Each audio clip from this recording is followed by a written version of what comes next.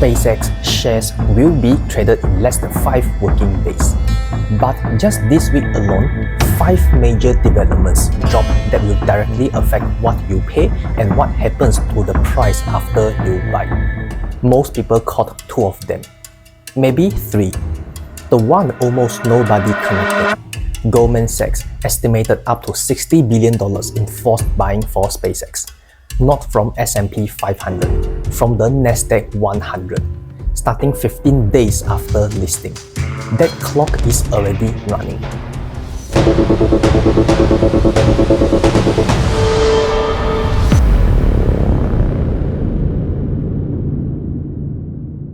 Before I walk through all 5, I want to plant one sentence. SpaceX's lawyers wrote this in the official IPO filing, and it is required by law to be accurate. We have a history of net losses and may not achieve profitability in the future. That sentence is going to matter more than almost anything else I say today. Keep it in mind. Let me start with the demand, because the numbers are specific. SpaceX originally planned to raise $2 billion from Japanese retail investors. That was the target going in. On June 5, 2026, they had to upsize it by 25%. The new number, $2.5 billion. Demand hit the ceiling before the book was even closed. Now think about what that means practically. Japanese retail investors cannot just log into a US brokerage and apply. They have to go through Rakuten Securities or SBI Securities, and even then, they enter a lottery. A lottery for the right to apply for the shares. $2.5 billion from one country through a lottery. That is not normal investor interest. That is a different category of want entirely. In the US, it went the same way. Robinhood opened its IPO access feature for SpaceX. SoFi opened a window. Fidelity cut its minimum to $2,000. Charles Schwab, all of them. And then E-Trade did something that has never been done before in IPO history. If you have held Tesla shares inside your E-Trade account for at least 10 consecutive years, E-Trade created a supplemental allocation, a separate dedicated pool for SpaceX shares, just for you. No brokerage has ever tied access to one company's IPO holding a different company's stock for a set number of years. This is the first time. Let me put 10 years in real terms. You have bought Tesla in 2016 or earlier. You held through 2018 when Elon tweeted he was thinking about taking Tesla private at $420 a share, and the SEC investigated him for it. You held through 2022 when Tesla fell 65% in a single calendar year. Through every distraction, every controversy, every time the headlines said he had lost focus on the company, you never sold. E-Trade is saying, the people who believed in this man before it was safe to believe in him get first access to his next company. Now, here is where that decision came from. E-Trade is owned by Morgan Stanley. Morgan Stanley is a lead underwriter on the SpaceX IPO. The supplemental allocation for 10-year Tesla holders almost certainly did not originate at E-Trade. It came from the underwriting desk. I want to be fair about what it is and what is not. It is not improper. An underwriter controls allocation. Directing shares toward the most committed investor base is rational. Both things can be true at once. SpaceX's own CFO, Brent Johnson, said it directly. Retail is going to be a critical part of this and a bigger part than any IPO in history. He put his name on that. SpaceX built the offering structure to back it up. That is Development 1 and Development 2, Japan and the brokerage programs. Now the 3 developments most people either missed or connected incorrectly. If you watched my last SpaceX video, I covered how passive funds and forced buying work. Link is in the description. The short version, When a company joins the S&P 500, every index fund tracking it is required to buy it automatically. No judgment call. The rule says buy, they buy. Estimates for SpaceX range from $10 billion to $30 billion in forced buying. That mechanical demand was supposed to push the price. On June 4, 2026, S&P Dow Jones made an announcement. They had opened a formal consultation on April 30, 2026. The question: should the rules change to let companies like SpaceX fast track into the S&P 500? 3 proposals were on the table. All 3 were rejected. Here's what each one was. Proposal 1. Cut the seasoning period from 12 months to 6 months. The current rule says a company has to be publicly traded for 12 months before S&P can even consider it. SpaceX lists June 12, 2026. The 12-month rule puts earliest eligibility at June 2027. Rejected. Proposal 2. Waive the GAAP profitability requirement.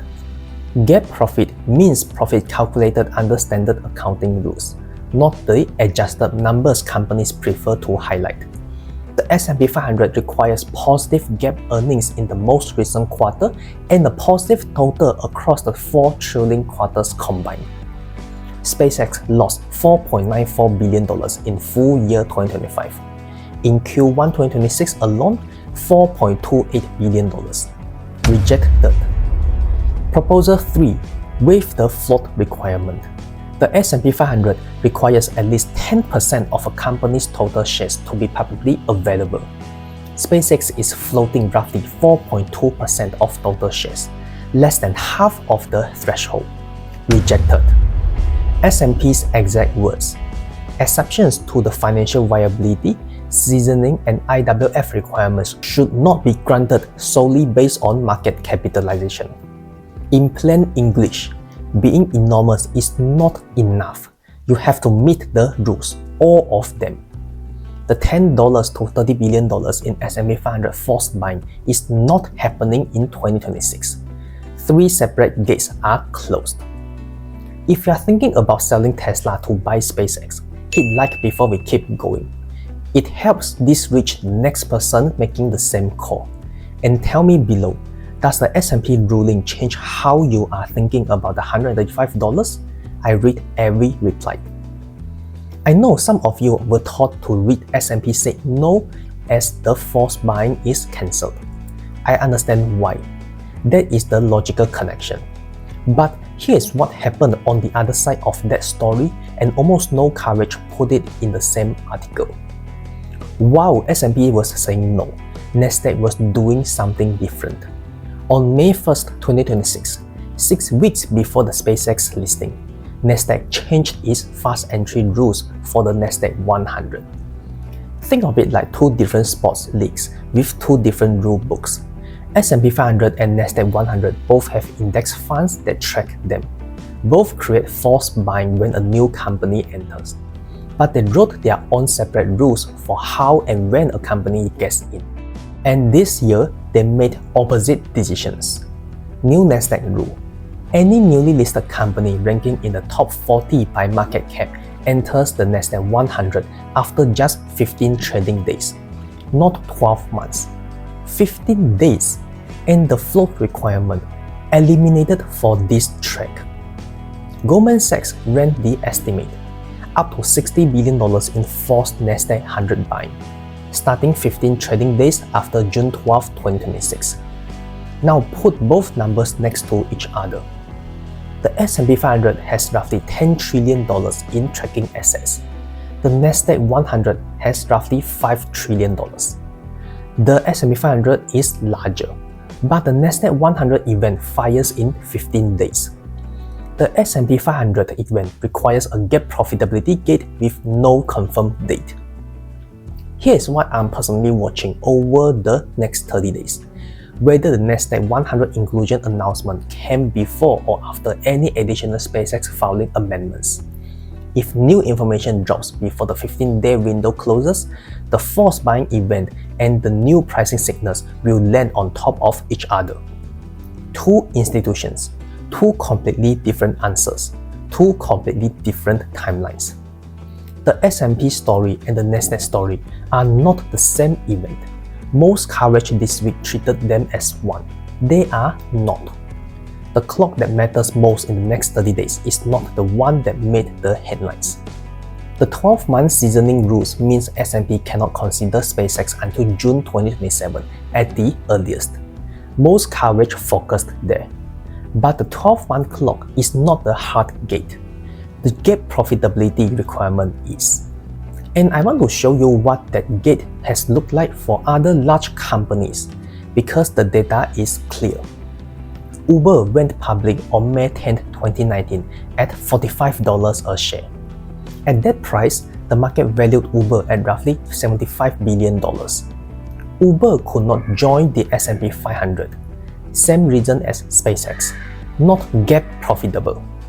By the end of 2019, the stock had fallen to $26. That is 42% below the IPO price. Not because the business failed, because the mechanism that drives institutional buying had a gate and Uber could not open it. Uber did not receive 4 consecutive GAAP profitable quarters until 2023. S&P announced inclusion on December 1, 2023. The stock jumped 9% in the 2 weeks after the announcement.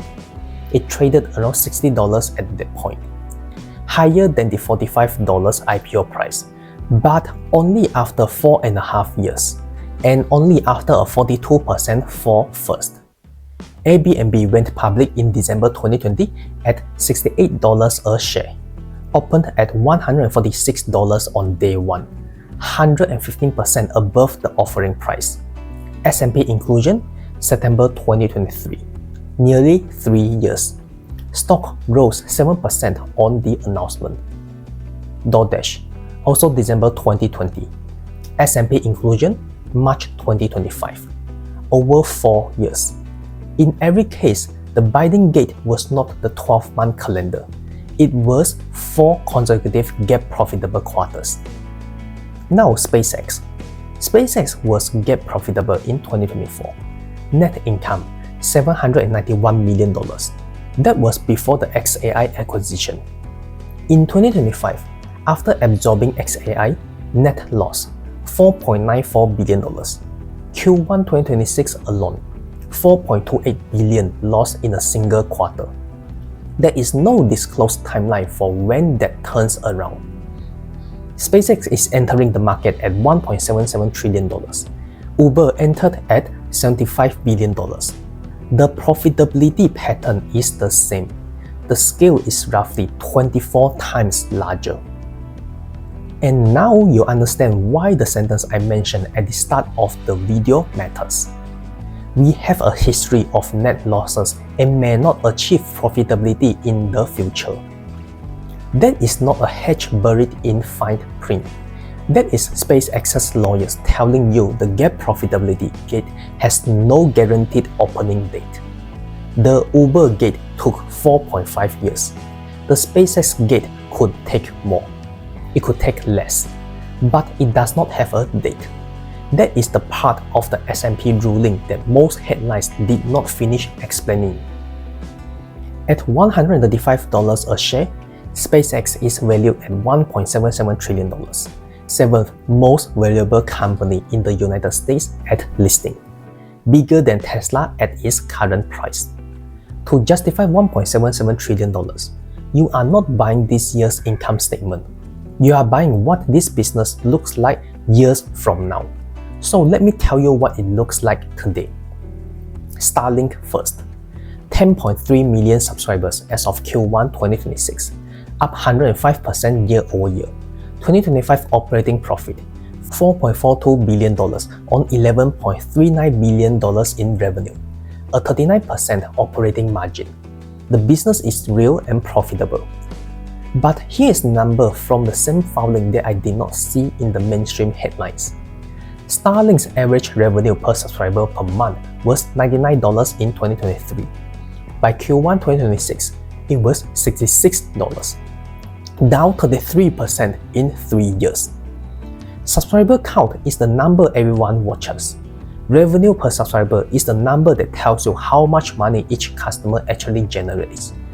Right now, one is going up 105% and the other is going down 33%. Both numbers came from the same document. I'm not telling you which one wins. I'm telling you both are real, and most coverage only showed you one.